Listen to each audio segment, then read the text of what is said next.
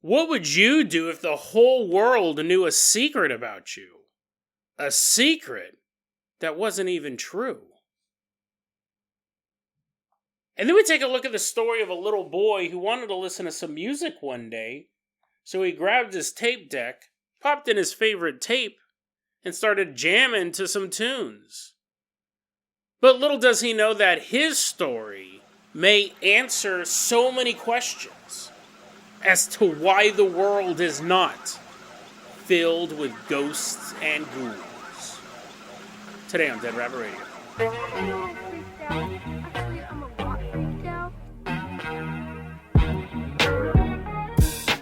Hey everyone, welcome back to another episode of Dead Rabbit Radio. I'm your host, Carpenter. I'm having a great day. I hope you guys are having a great day too. I hope you guys are having tons of fun doing whatever you're doing. We got a ton of stuff to cover, so we're going to get started right away. First off, running into Dead Rabbit Radio Command right now. Everyone get on your feet and give a warm round of applause for Jaden. Woohoo, yeah, woohoo, yeah. Big celebration. Streamers are coming down from the ceiling. We're shooting off noisemakers right in Jaden's face. He's like, ah. Jaden is officially the last person I had on my list for people who shared their Spotify Wrapped. Remember that whole thing that started in December of 2023? A lot of you guys shared your Spotify Wrapped. That shows how much you listen to Dead Rabbit Radio in the year 2023. It's an amazing way to get the word out. Share that type of info on your social media, or just tell your friends, tell your family, tell everyone you know. Dead Rabbit Radio is your favorite paranormal show, and because of that, Jaden is going to be our captain, our pilot this episode. We got a crazy one, Jaden. I hope you're strapped in. Jaden also supports the Patreon, and I would argue Jaden is probably... And no one listens to every episode. I say that. I know some of you guys do listen to every episode. Jaden is one of the oldest listeners of Dead Rabbit Radio. Not age-wise. He's not like 103, but I've been contacting Jaden. We've been talking back and forth since the days of Golf Rumors. Like when that episode first dropped, Jaden's been around for years. So I really, really appreciate that, Jaden. That is great. Thank you for being such a fan of the show. And, and my sincere apologies to you, Jaden, for our first story. Jaden, I'm going to go ahead and toss you the keys to the Jason Jalopy. We're going to leave behind Dead Rabbit Radio Command. Drive us all the way out to a concert. We get to this concert and we see everyone like dancing to the music. They're all waving their hands in the air. We see a DJ on stage going wicka wicka whack, a wicka wicka whack. People are like, Jason, how old are you, DJs? Don't do that anymore. They're like Skrillex or Pumpkinhead or Deadmau5 or whatever these guys are named. The Smokehouse Boys, Daft Punk. They're DJs like that. You don't actually go to a concert and your ears are all, huh? What? Did my ears get teleported to the 1980s? A wiki wiki whack, a wiki wiki whack. This guy's scratching the wax. Anyways, we're at this music performance. This DJ is like, and everyone's like kind of dance. We're like, okay, this is what DJs do nowadays. And we're dancing. And we see a guy on stage as well, and he's kind of like looking around nervously. Not the DJ. There's a guy behind him who we will call Ed. I mean, Ed got hired by this DJ. This happened, quote unquote. This is such a weird story. This is so weird. Quote unquote happened March 2024. Ed got hired by this DJ to set up this monitor, like this big screen, projector screen on stage for the DJ. And DJ's like, but dun dun dun dun dun dun dun dun dun dun They're all dancing. We're dancing to the music. But we see the guy on stage, he's getting really, really panicked. He looks super nervous. He's actually like sweating really hard, and not because he took a bunch of Molly. Because now let's experience the concert from his point of view. Ed's sitting on stage, and what he hears is the DJ playing Skidamarinky Dinky Dink, Skidamarinky Doo, I love you. It's a kid's song. Skidamarinky Dinky Dink. He's like, what? And on the projector, there's a bunch of kids, images of kids running through fields and laughing and going down slides. And the DJ's playing the kids' song, and he yells out to the audience, he's a pedo! He's a pedophile! He loves kids, doesn't he? And the audience is all, boo! Boo! Pedophiles suck! Ah! People are like freaking out. Skidamarinky-dinky-dink, skidamarink. Who loves pedophiles? Nobody. I mean, if you ever want to get a call and response, you're always getting over that one. People are all, boo, get that pedophile off stage. Boo, we hate you. And Ed's just sweating.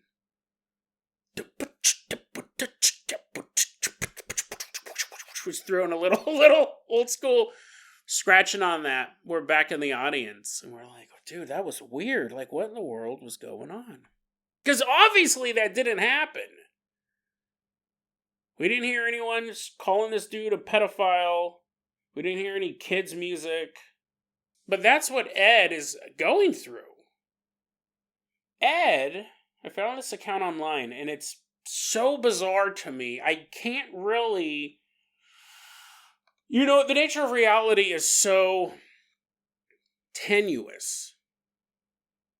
It's really just so bizarre that I have, in my own mind, I realize that if I ever see an alien pop into my bedroom, regardless of how sexy they are, or a little leprechaun jump out from behind my couch and go, hey, be God, Jason.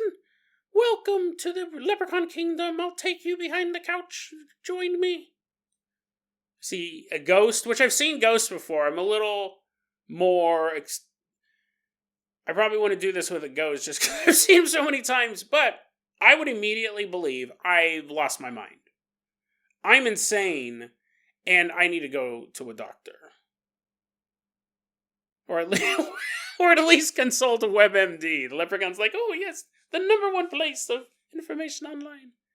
I kind of talked about this on Tuesday's episode. After I had that crazy dream, I woke up and I saw floating in midair underneath my work desk, because I sleep with my bedroom door open sometimes, so I wake up and I can see where I work. I see hovering for a split second, or less than a split second. I wake up and I see text floating underneath my computer table, and it says, are you ready? And then there's like a little start button, like a little video game menu thing. I saw for a split second it was gone.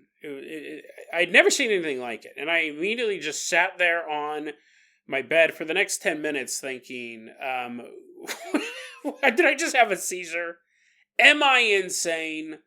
And I try to replicate it. Because, I have double vision. I literally just woke up. My eyes were still red. They get dry in the winter, so that causes more vision problems. I kind of looking at the assemblage of cords and detritus underneath my desk, and I thought, could I make that out? Like, what was that? Was it a hypnagogic hallucination? Was I technically still dreaming even though I had just sat up? But I never once really considered the thought that some sort of metaphysical force had put "Are you ready?" and a start button underneath my desk. And you can go, well, that's kind of out of character. It's kind of weird for a paranormal researcher. It might be, but again, because if I followed every leprechaun that I possibly could find underneath my couch, I wouldn't be alive. I'd be constantly... No, I'm not saying how many leprechauns do you see, Jason? I have to maintain a very solid, realistic focus. Because I feel if I start to let that slip, think about all the stuff I talk about. And really, I believe in aliens. Leprechauns are probably real. I don't know why leprechauns wouldn't exist, but aliens do. Really, when you think... like Jason, who actually... Science believes in aliens. Nobody believes in leprechauns. You know what I'm saying? We talk about so much weird stuff. I'm not going to say there's absolutely no way that a 3-inch race of humans who hold gold at the end of rainbows, I can't say there is no way they exist. Absolutely none. Maybe they did at one point, or maybe they didn't. Okay, but what I'm saying is, I have to make sure I always have a firm grip on reality. That's the main reason why I don't do drugs. 100%. Well, I don't do crack cocaine. I don't do heroin because it will ruin your life in pretty short order. I don't do trank because I enjoy having my fingers and being alive. But, I don't smoke weed, I don't drink, because that just makes me far more susceptible to experience things that aren't real. So I find it really interesting when we come across accounts of people who have completely lost that ability. This story this guy posted, will go by the name Ed. It's basically him trying to figure out why everyone's calling him a pedophile all of a sudden. He goes, when I go to school, I'll just be walking across campus. This guy's like a college student, right? He's not like a teenager. As far as I can tell from his account, he's walking across campus and someone goes, hey, look out for that pedophile. Pedophile's coming. Pedo alert. Pedo alert. And he's like, what, huh? And it's just a student of his. It's just one of his fellow classmates walking by.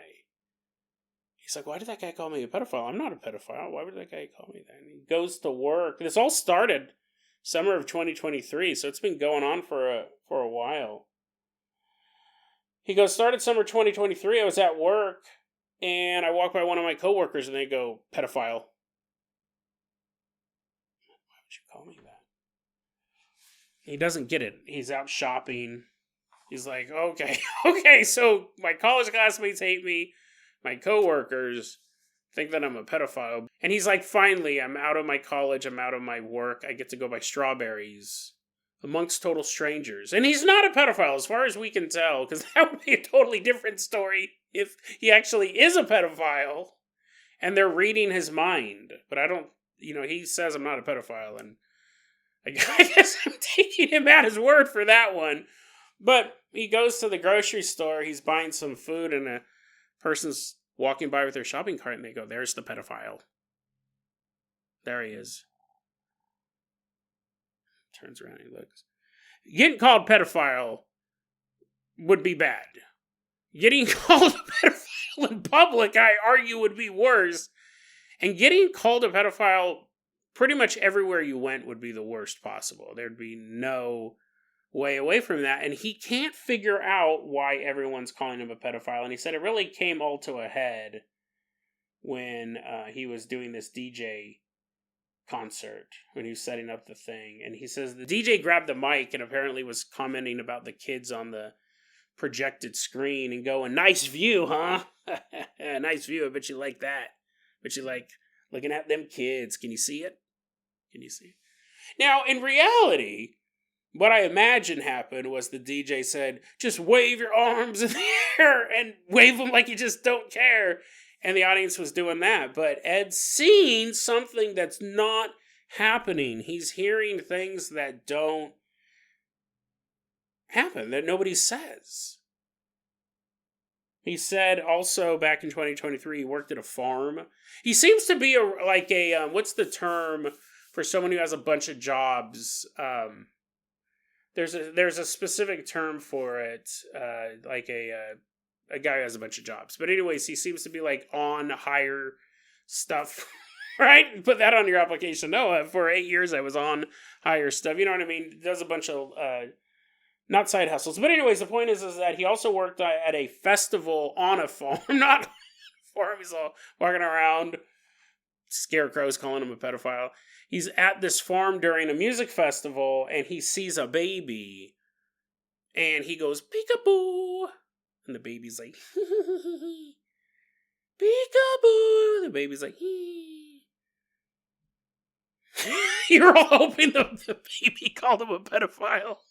Baby's like, his first word, pedophile.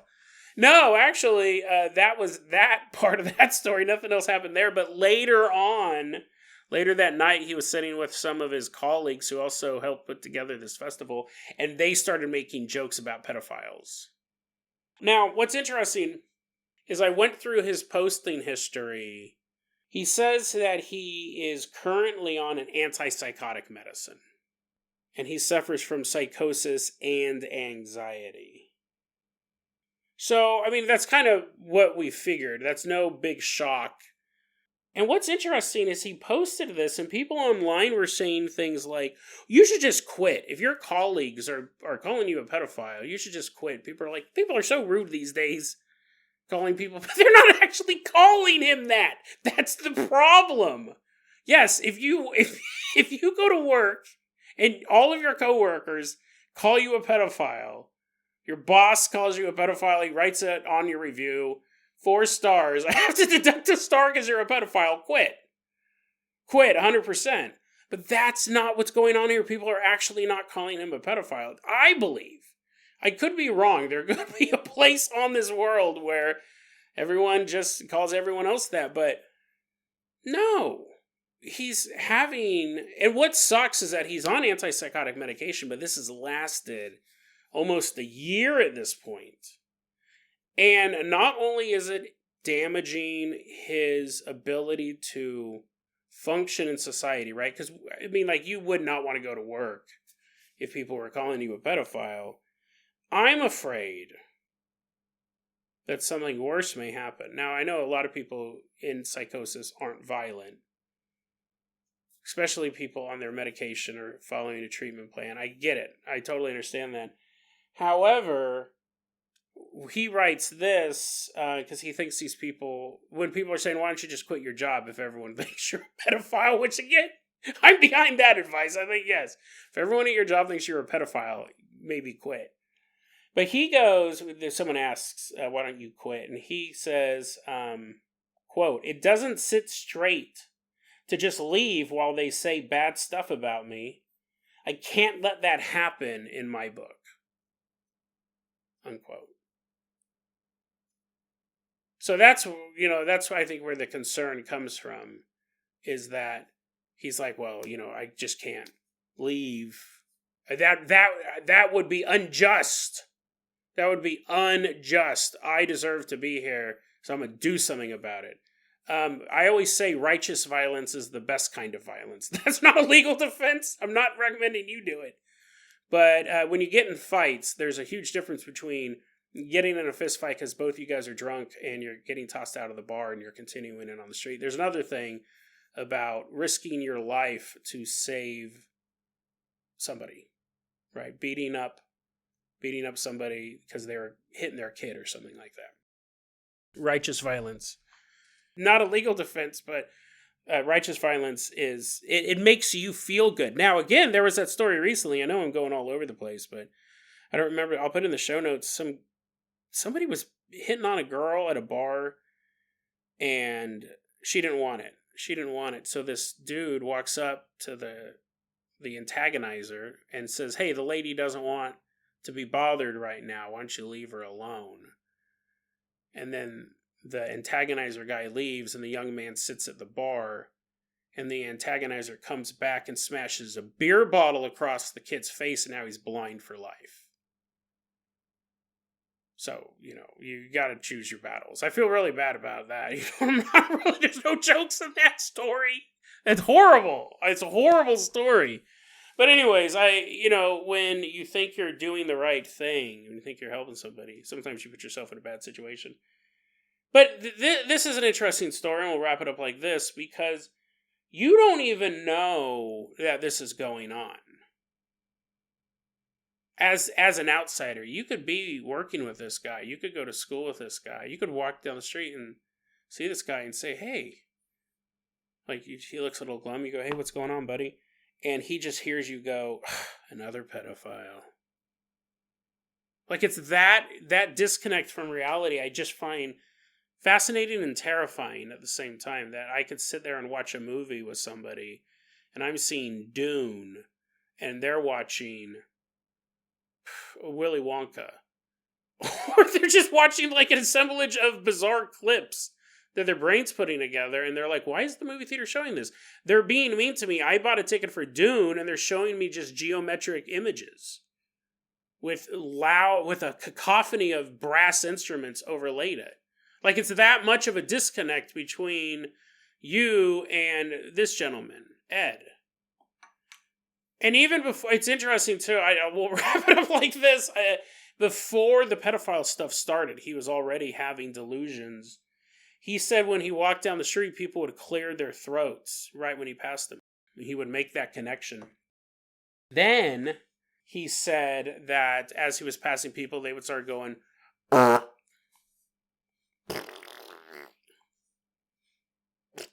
making fart noises with their mouth. And also sometimes he'd pass people and they'd go, poop. Poop. Poopy pants. And he doesn't understand why. He said, this makes me sad. I don't understand why people are doing this. Nobody's doing it. That's the terrifying part. Nobody's doing this. Nobody's doing it at all. He's the clearing the throat thing, possibly, and it's interesting how it's evolved as well. I really hope Ed needs some serious help, because I'm afraid something bad's going to happen. Because again, if everyone's saying poop and making fart noises, that's going to irritate you. But if people are accusing you of sexually molesting kids, like, how long could you put up with that before you just started, at best, beating people up? Like, eventually you would just be like, nah, I'm done. I'm done with that.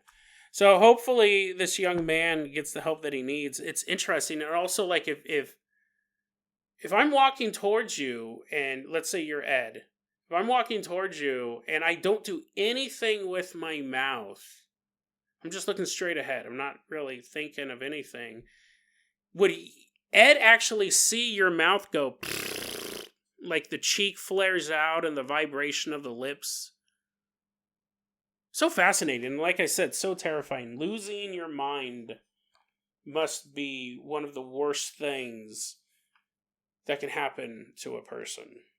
Just losing, like, just day by day, losing a grasp of reality. What's the second story we're talking about? That's a little more depressing than I thought it was going to be. What is the next story? What did I say we're going to do? Jaden, I'm going to go ahead and toss you the keys of the Carpenter. Oh, yeah, this will be a fun one. Jaden, I'm going to go ahead and toss you the keys of the Carpenter copter. We are leaving behind Ed. Fly us all the way out to a little boy's house. We're headed all the way up to this little boy's house in Anywhere, USA. We don't have an exact location for this story. We're about to meet this kid. Let's call him Charlie. And Charlie's having a humdinger of an afternoon. He gets off of school, runs upstairs, throws his backpack down, and grabs his tape deck. I don't know when this story takes place. I'm assuming if it involves a tape deck, mid-80s to early 90s. And Charlie, by his own estimation, he goes, the tape deck looked like it came from the 70s. It definitely was not high-tech even for the era. Basically, single tape deck, single speaker. I think we all had those. Probably that little handle one that we'd carry around. Just a tape deck, right? And that's what you needed to have to listen to music. It was not hi-fi by any means. But it's all you had, right? You didn't know any better. Oh, man, this new Bobby Brown album, this is dope. I remember when I got a tape deck, we used to have the little tape deck with the handle. But I remember when I turned 12. 12 is when I started to remember things very clearly. 7th, 8th grade, that's where I can, like, go, this happened, and this happened, and this happened, and this happened. Before that, it's a fog. Very few memories. But when I was 12, I got a tape deck for my birthday. Like a nice one, for me at least.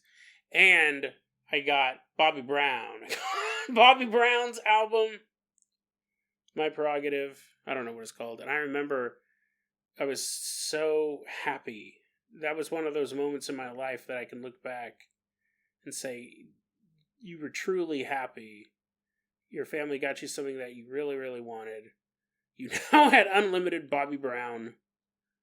And I remember after I sat in that living room and everyone kind of slowly went upstairs to their bedroom, and I remember sitting down there and popping that tape in and just listening to that whole album by myself. Yeah, interesting. It is interesting what you remember, right? But anyways, the story's not about me.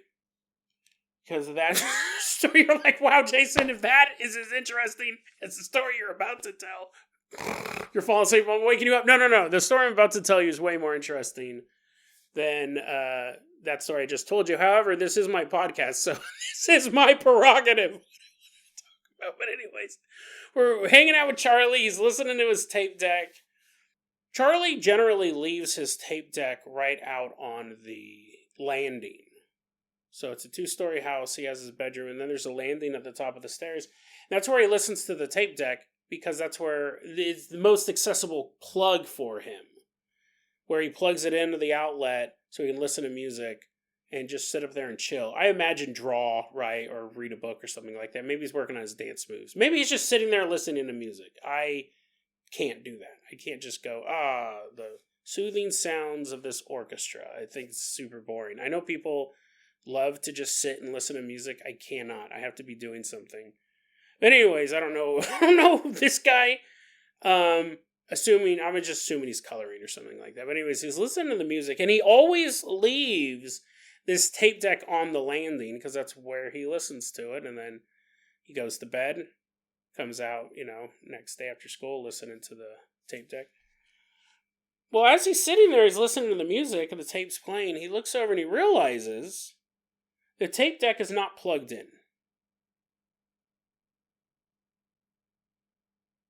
And Charlie goes, listen, I'm 5 years old when this story was happening, but this was a routine that I was keenly aware of. This was his prerogative of where to listen to the music.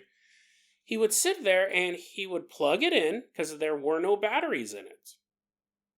He said, I remember even being 5, how hard it was to ever find batteries for that thing. Otherwise, he'd be listening to it in the bedroom. He goes, we never had batteries for it. Generally, those types of tape recorders required C batteries, and that's a type of battery a lot of people didn't have laying around. He goes, we never had batteries for it. That's why I listened to it out on the landing. And I understood that as a 5-year-old. I'm watching this tape recorder. I'm watching this tape player play the tape. I can hear the music, but it's not plugged in. And it has no batteries. And he's just kind of sitting there for a moment. And he's like, well, what's going on here? He knows there's no batteries in it, but he also goes, well, let's check. Maybe mom threw in some I don't know. I mean, that would make more sense than what it's doing now, which is playing with no power. So he picks up the tape player. The music's still going, flips it over, removes the battery case, and just as he thought, no batteries. It's my prerogative. I can do what I want to do. It's my prerogative.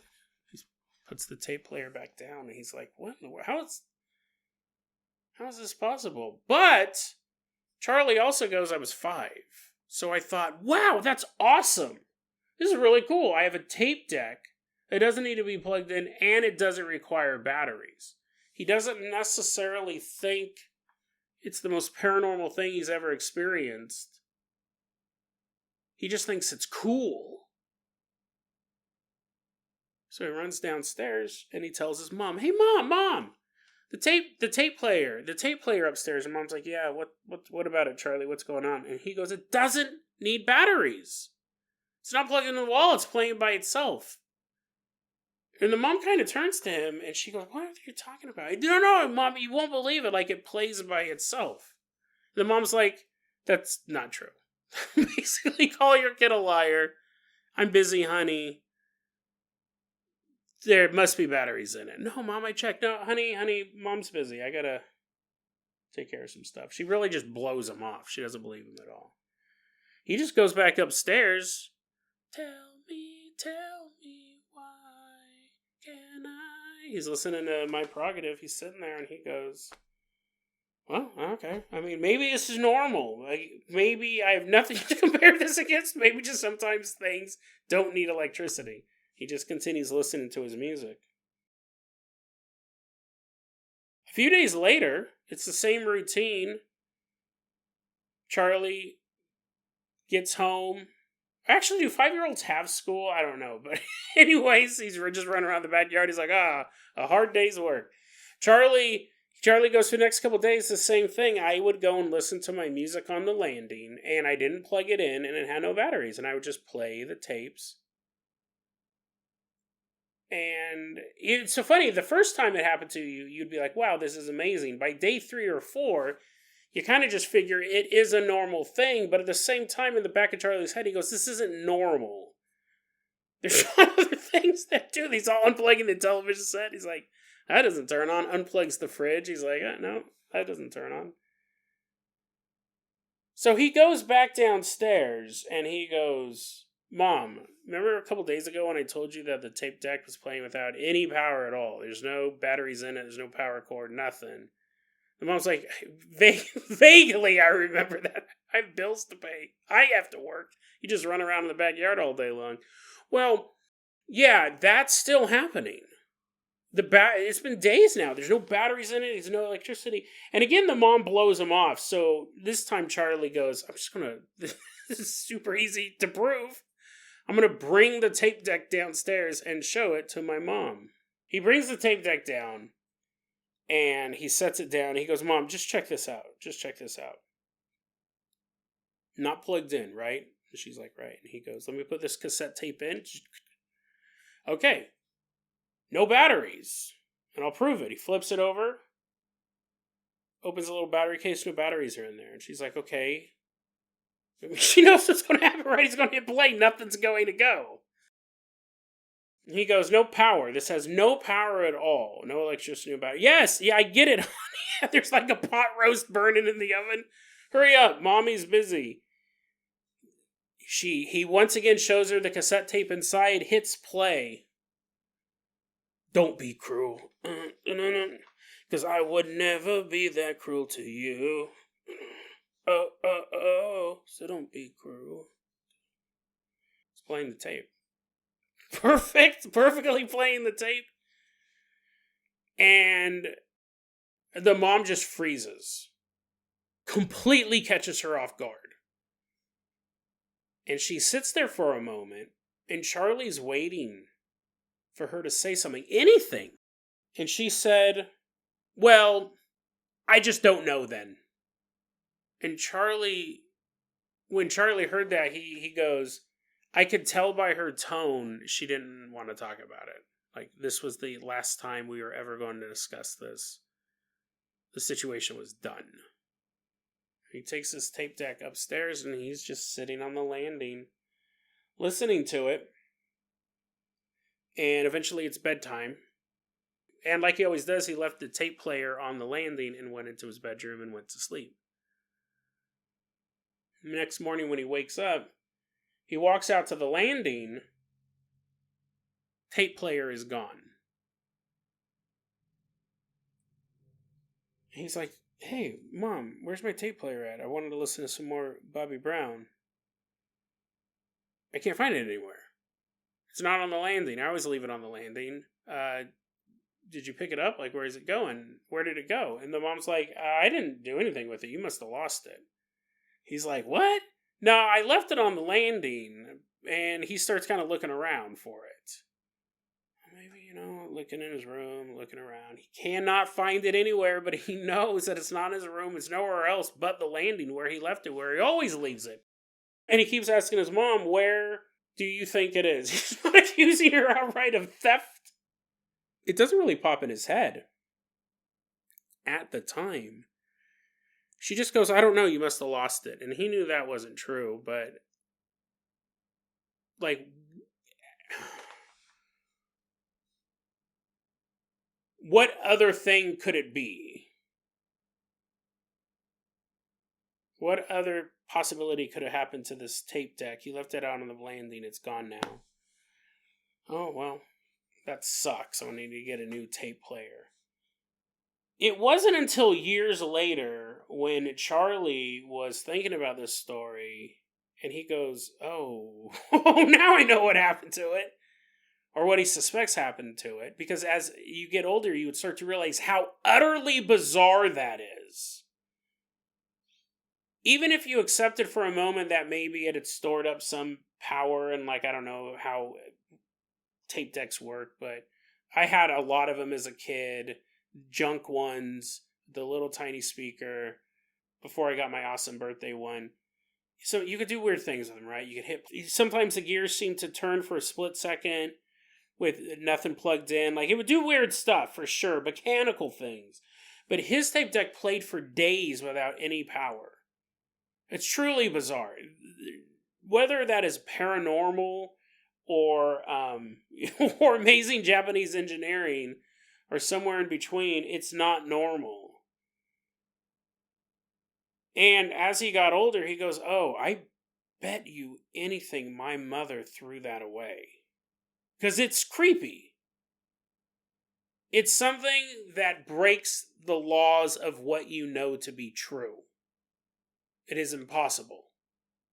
And he goes, she probably freaked her out. Like, it may, many adults. Many adults.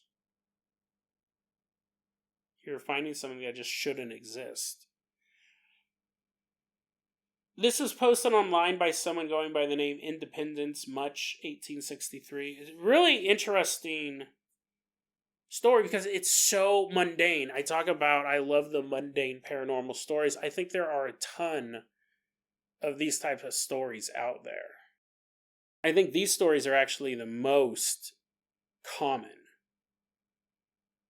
Not the tape deck in particular, but stories that are just odd events that have no real beginning or end, and then all evidence is destroyed or lost.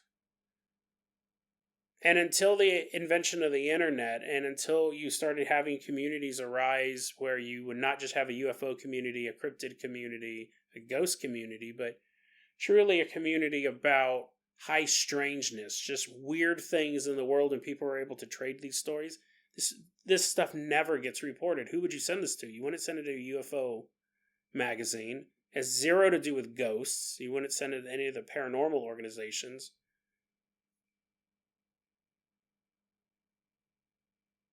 And I think that this is the fate that would befall most cursed items.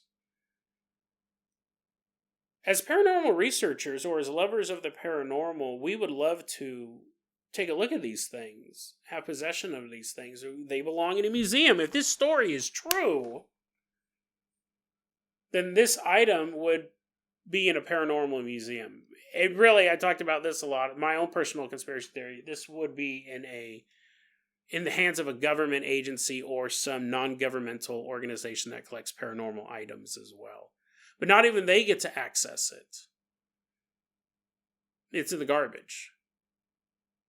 The mom probably junked it. I don't think the mom walked and picked up the phone and said, "Give me the phone number to the SCP," or is that SPC? One of the two. They obviously, that whole creepypasta thing takes a really fantastical turn at it all. But I'm sure these items exist. I'm sure there are blessed items that are kind of in a whole Return to Oz type of state. And what I say is, you have an entire room full of objects, just a menagerie, almost endless collection of bits and pieces, these little tchotchkes all over the place, and one of them has the ability to free your friends. If you choose wrong, you turn into an object yourself. That technically would say they're all magical, but what I'm saying is that you can have a room full of a bunch of mundane items. Let's say a thrift store, for example. It's full of junk. Something in there may be blessed, but you could not tell it just by looking at everything. You may not even be able to tell it by picking it up. But in the right place at the right time, you may be able to unlock its powers. I think blessed objects exist, but I think they're more... And again, I have nothing to back this up. This is just my own theory. There's more cursed objects than blessed objects.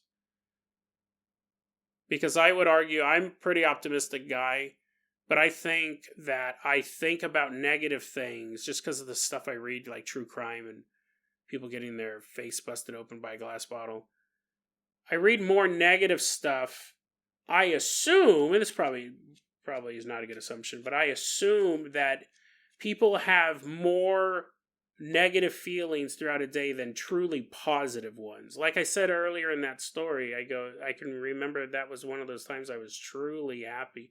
I've been with loved ones and friends and family, and I love them. I love being with them, but there are certain points in time where I can go, that was true happiness. And the reason why I can look at that, because the before and the after weren't. I had a lot of friends. I had a family that loved me. Bobby Brown was on 24 hours a day in my house. But I can go, the stuff that happened before that, the stuff that happened after that wasn't that great. Or I don't have great memories of it. I was truly happy when I got that tape deck. So I think blessed objects are probably more rare than cursed objects. I think this technically is just an anomaly. I don't think it's blessed or cursed. But there's something, I mean, obviously it's breaking the laws of physics. And that's what would throw the mother off. That's what I think. If you have something in your house, I would argue this, if I wasn't a paranormal researcher, and I had something in my house that broke the law of physics, my question would, she may just go, this is creepy, and threw it away. My question would be, if it can break the law of thermodynamics, what else can it break? If it can do this, what's to say one morning I'm not going to walk out in my living room and there's like a black hole or a neutron star is forming? Or just a bunch of goblins are jumping out, right? It doesn't have to be earth-ending. A house full of goblins now. That would be a logical thing. If this is capable of playing a tape with zero energy, what else is it capable of? If you had a doll that all of a sudden was addressing you by your first name, hello, Paul. It's like a little Cabbage Patch doll, and you're like, what? Do you have a voice box in you? Hello, Paul. You may at first, you're like, no, Jason, I'm setting that thing on fire. There's no first, second, or third thought. The Cabbage Patch must burn. If you had a doll that talked to you, this might be the most outlandish example. We gotta wrap this up, but if you had a doll that talked to you, I think the general fear would be, fine, it can talk to me. You're like, Jason, no, we'd kill it right away. The doll can talk to you. Eventually you're going to go, the doll's eventually going to start chasing me around with the butcher knife. I've seen enough documentaries. I've seen a whole series of documentaries called Child's Play. If I let this doll that can talk hang out in my house, well, I mean, who's to say that eventually it won't try to murder me in my sleep? So I just get rid of the doll. Just going to throw it in the garbage. No, that would actually be worse. This is just a tape deck. Could you imagine? You throw it in the garbage, and then, garbage day was just earlier that morning. You're like, oh, damn it. So in your garbage can, sitting in your kitchen, you hear a muffled, Paul, it's dark in here. I promise I won't chase you around with a butcher knife. Oh, it hurts. You're all pouring hot water in there. You're like, oh, made this coffee, but I don't need it. It's the pain. Please get me out of here. And you're like, man, I gotta put up with this for 6 days. Then there's a garbage strike. You're like, By week 2, you're like, fine. I will dig you out of the garbage can if you just quit complaining. It's all full of rats. Stuffed body full of rats. I think it would make sense to get rid of I wouldn't, I don't think you would if you had something that broke the law of thermodynamics, but I understand why people would get rid of it, because it doesn't make sense. Even if you had like a necklace from your deceased great-grandmother, and as long as you had that in the house, every so often you'd smell her perfume. You can deal with that. Because that makes sense in the world of the paranormal. You can deal with that. There are other things that I think are just way too perplexing. The easiest thing to do is to junk it. And I think there are trash dumps full of stuff like this. Not like a mountain of it. Not like there's a considerable amount. If you think about the amount of stuff that the average person worldwide throws away every year, I'm sure if you went through those dumps, you might find a bizarre object here or there. Your odds are not good. Like, you're like, hey, Jimmy, let's go down. Let's go down to the dump today. I was listening to this podcast, Dead Rabbit Radio. He says, we might find cursed objects. No, I mean, your odds are particularly low. But I think it's possible. Somewhere out there, in some garbage dump, somewhere, there's a tape deck that's probably still there. Probably underneath 4 metric tons of garbage, but there's a tape deck with a Bobby Brown tape probably still in it, playing to this day. Over and over and over again, underneath an unending sea of garbage, you may hear Bobby Brown tell people, don't be cruel. It's a good lesson for all of us. No matter how we hear it. Whether we hear it from me telling you the song, or from underneath 800 feet of trash. Maybe that's what we need in this world. A little more don't be cruel. DeadRabbitRadio@gmail.com is going to be your email address. You can also hit us up at Facebook.com/DeadRabbitRadio. TikTok is @DeadRabbitRadio. Dead Rabbit Radio is the daily paranormal conspiracy and true crime podcast. You don't have to listen to it every day, but I'm glad you listened to it today. Have a great day.